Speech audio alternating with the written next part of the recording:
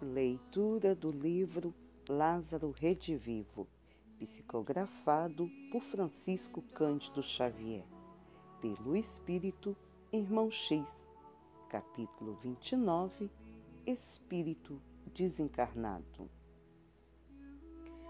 O espírito Garcia Maciel aproximava-se do outro mundo, tomado de infinito receio.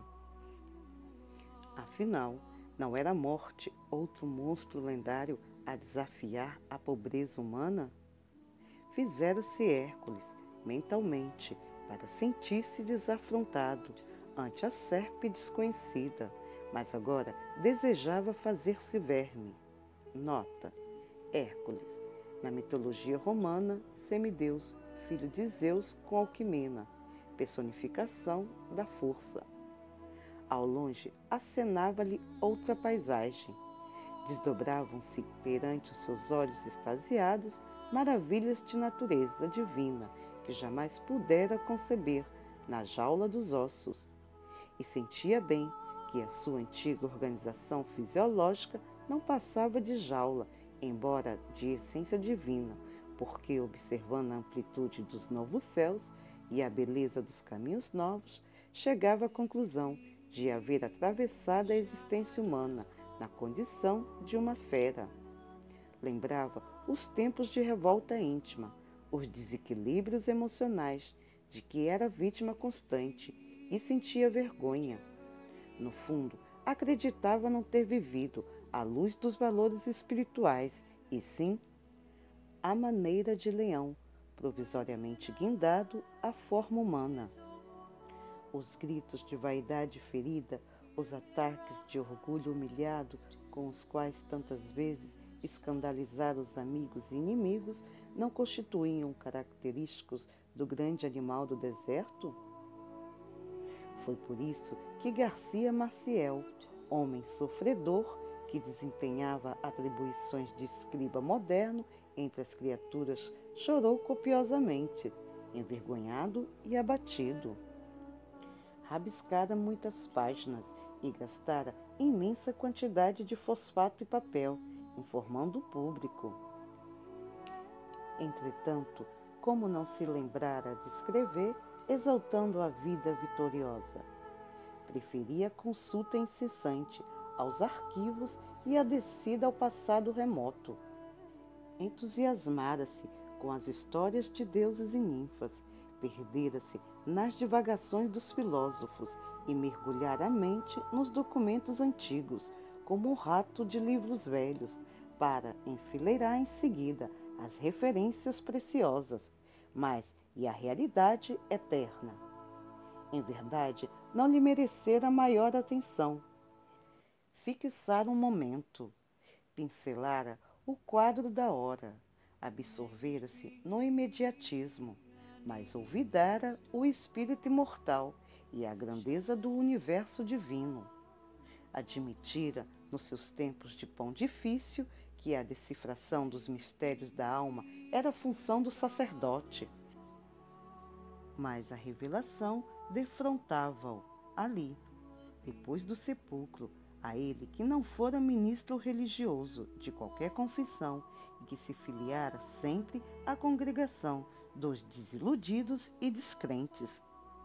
Banhavam-no os raios da luz misericordiosa e sublime das bênçãos de Deus.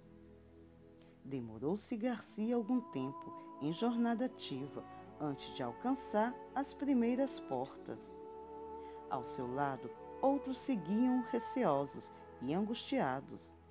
Ninguém poderia varar a fronteira sem limpar os pés e mudar as sandálias.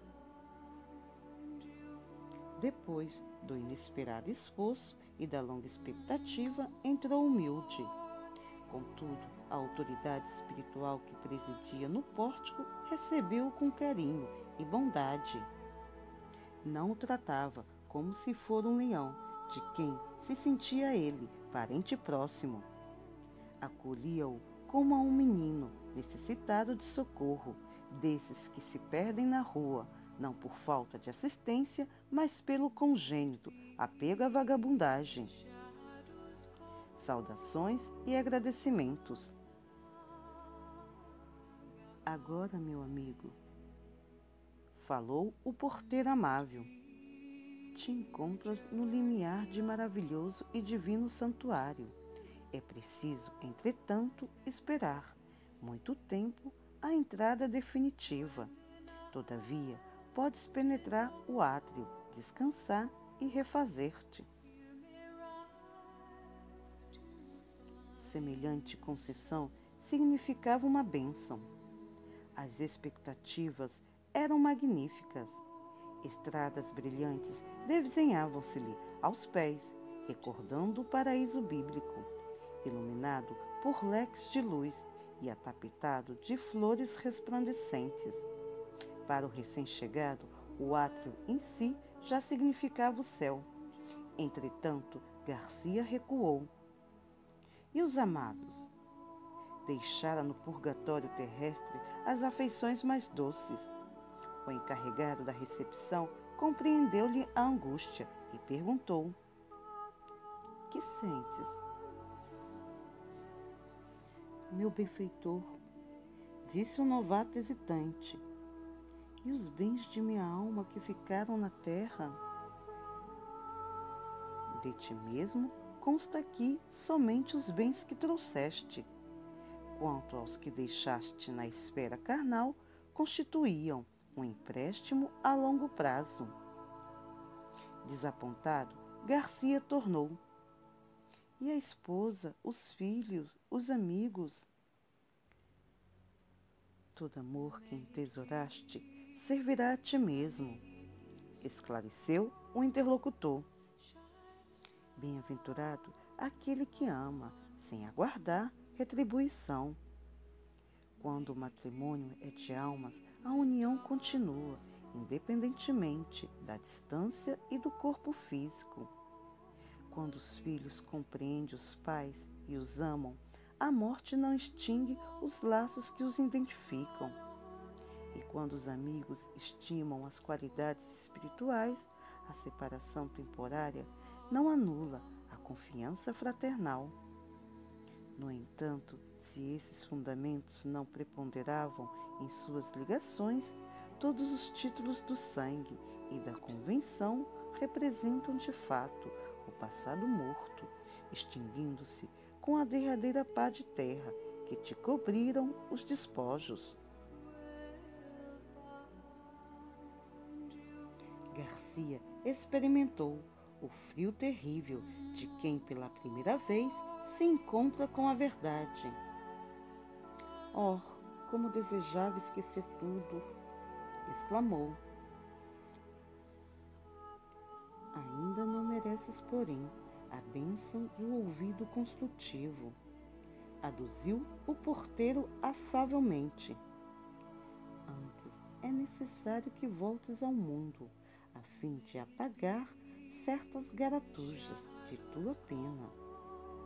Prestastes aos homens muitas informações descabidas, e torna-se indispensável substituí-las por esclarecimentos legítimos.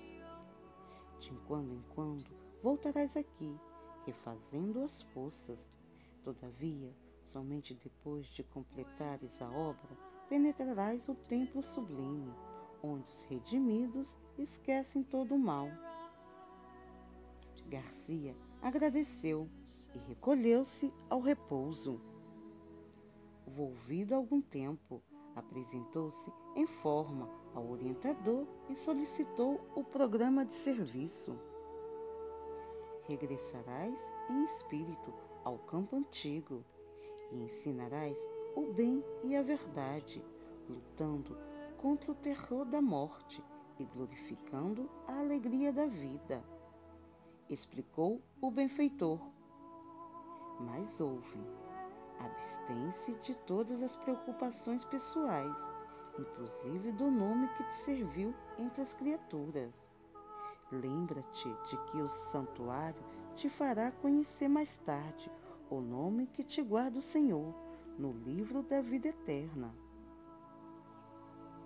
Garcia, contudo, que tanto se envaidecia noutro tempo ante as próprias páginas, perguntou desconcertado: como me identificarei entre os homens.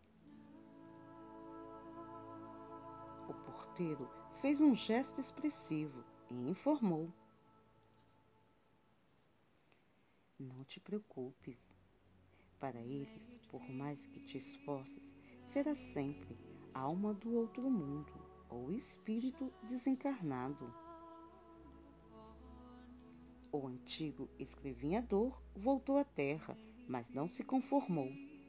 Queria fazer-se visto, ouvido, conhecido, identificado, e usou o seu nome largamente, como o industrial que usa a marca de sua fábrica. Dentro em pouco, porém, era tamanha perturbação, por causa de sua memória, que o pobre amigo se quedou, confundido e desanimado, em profundo silêncio. O trabalho, contudo, esperava-lhe a boa vontade, e Garcia regressou à oficina bendita do esclarecimento e da fé, de alma novamente voltada para a misericórdia divina. Entretanto, ao fazer-se sentir entre os velhos companheiros de luta, se alguém indagava de sua identidade, respondia invariavelmente: Não, meus amigos, eu não sou Garcia Maciel. Eu sou alma do outro mundo, espírito desencarnado.